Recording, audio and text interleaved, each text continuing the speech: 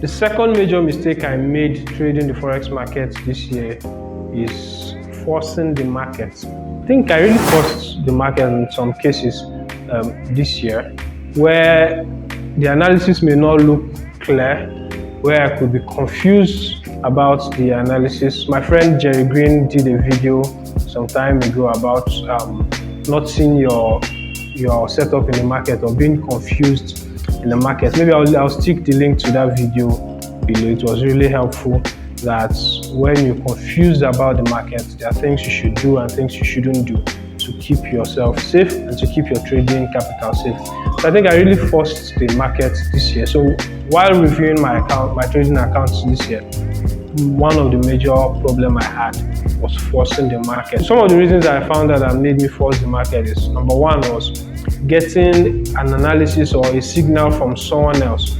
There are a lot of people that we respect in the industries. It's not like I'm saying that they are wrong or they are right, but in trading sometimes you win, sometimes you lose. So, but getting an analysis from someone else without vetting it properly, because maybe you feel the person is so good at that, and then you just take the analysis and pump it in, open your positions.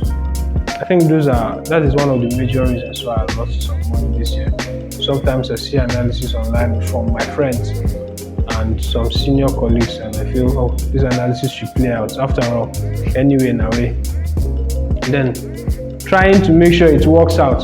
So after taking a position, even if I'm stopped out, I'll be like, this guy knows what he's doing, so I should try again. So force another one again, force another entry. Sometimes after 3 entries, I'll just come to a conclusion that either I'm wrong or the market doesn't want me to be right. So that is one.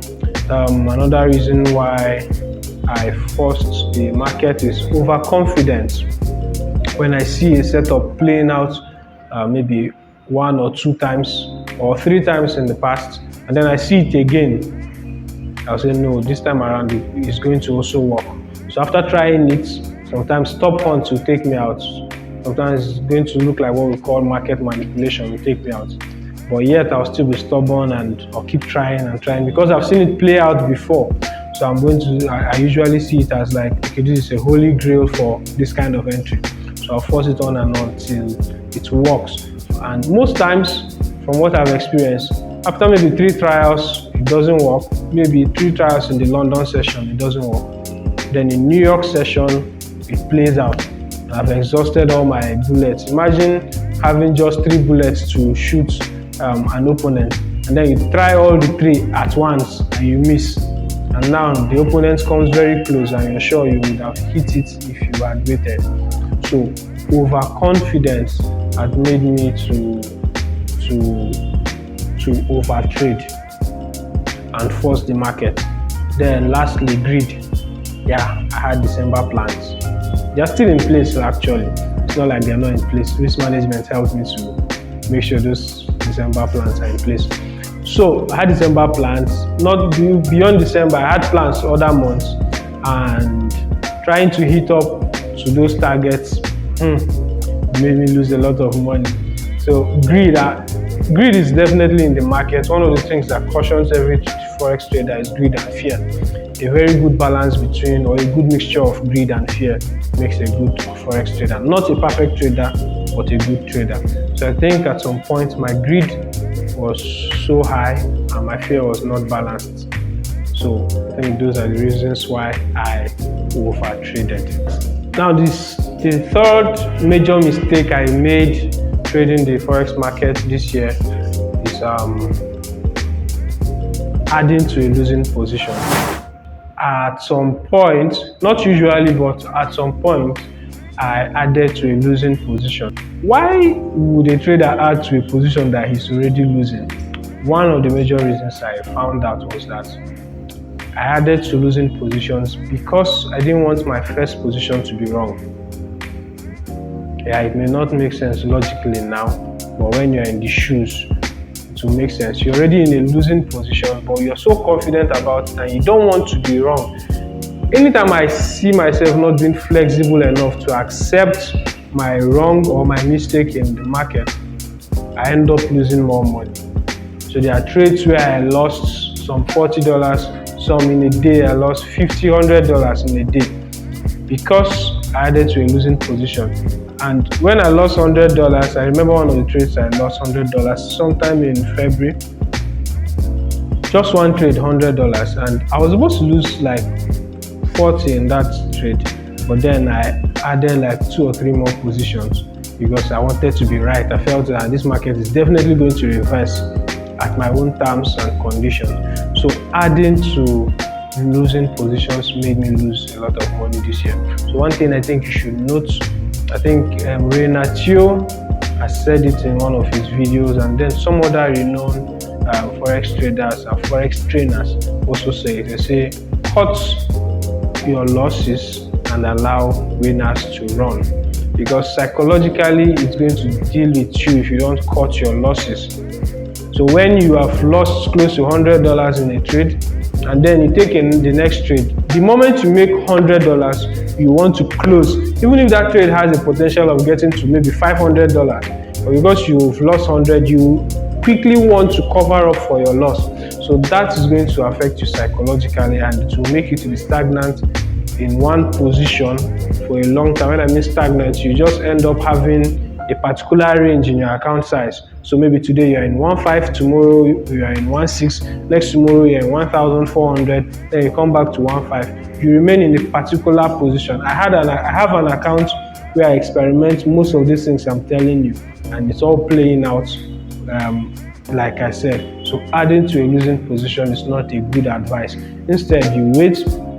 If your analysis doesn't play out, that means your stop loss was hit, then you reanalyze and take a new position.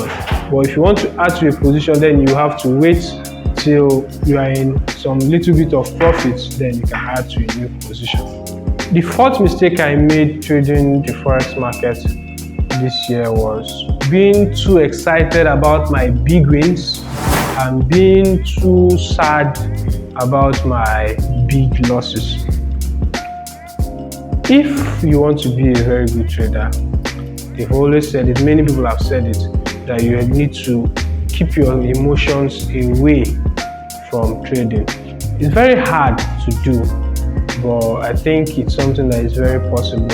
When you win big, maintain a calm composure. You don't need to be too excited about it, because being too excited about my big wins made me to feel on top of the world, and so I took many more trades thinking I've conquered my fears and my limitations in trading. And then being too sad about my losses made me to take lesser number of trades than I actually should. So these two emotional states need to be balanced. Whether it's a big win or a big loss, it shouldn't tell. Your losses and your wins does not define your personality as a human being. So you need to try and dissociate yourself from attaching your emotional states and your personality to your wins and your losses. The fifth mistake I think I made this year, I think I made this mistake earlier in the year before I started trading in the trading floor, when I was still trading alone, was accountability, lack of accountability. While trading alone, I wasn't accountable to anybody, and I wasn't accountable to myself. I just traded because I had funds to trade, I had strategies to trade, so I just traded, and that made me lose a lot of money. When I say a lot, I lost a lot of money before coming down to a trading floor. And since, to be honest with you, I've been trading in this trading floor for a while. It's not a boast, but it's something I'm proud of. I can tell you categorically, I have not blown an account since I started trading in the trading floor. I've traded several accounts, many accounts, but I've not blown anyone. To the least I can remember, I had a 30% drawdown in the account before closing it. That was the worst performance I've had on any account I traded this year. So one of the key ingredients to having such good performance is having accountability. There are some accounts that have done good, very, very well at. I think one of my best performance so far is 230% increase in an account. I started the account at about 10K, and 10K turned to 32K within a very short period in time. When I mean short period, I'm talking about a week. So accountability was one of the key ingredients that made me to be successful this year. So it was a mistake I made earlier this year, and after correcting it, it was very impactful. Part of the key ingredients of the accountability process was having a trading journal, reviewing a trading report, and then talking about my trading performance. If you don't do these three things, I think you may end up not being an accountable trader, and if you're not an accountable trader, you won't go so far. So guys, these are the 5 mistakes I made trading this year, and I hope if you don't make the same mistake in the coming year, I'm quite certain that you will have a profitable year in the time to come. There's a link on the description of this video where I have an ebook for everything I just spoke about. I have it well documented here. You can click on the link and download the PDF of everything I've discussed so far. See you in the next video. Cheers and remain blessed.